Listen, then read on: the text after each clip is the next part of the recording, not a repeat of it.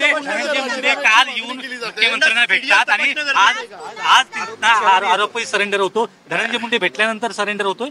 हे तुम्ही धनंजय मुंडे साहेबांनाच विचारलेलं बरं राहील, मला न विचारलेलं बरं. तुमची काय चर्चा झाली आता फडणवीस साहेबांसोबत? देवेंद्रजींनी काय आश्वासन दिले? मी आता काहीही चूक केलेली नाही. मी आता माननीय मुख्यमंत्र्यांकडे गेलो होतो.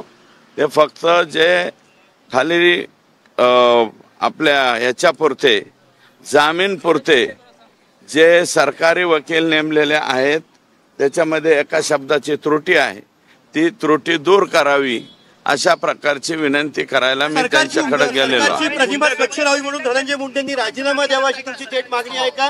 कारण सरकारवरती आरोप होते, सरकारची प्रतिमा मलिन होते, राजीनामा द्यावा का नवीन वर्ष? त्यांचा राजीनामा घेण्याचा न घेण्याचा प्रश्न हा माननीय अजितदादा पवार साहेब यांचा कंप्लीट आहे.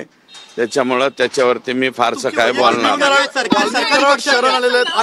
सरकारची प्रतिमा मलिन होती, सरकारचं नाव खराब होतंय तर मी फार छोटा माणूस आहे. मी एका 2.25 तालुक्याचा आमदार आहे. मी या बाबीवर निर्णय करू शकत नाही.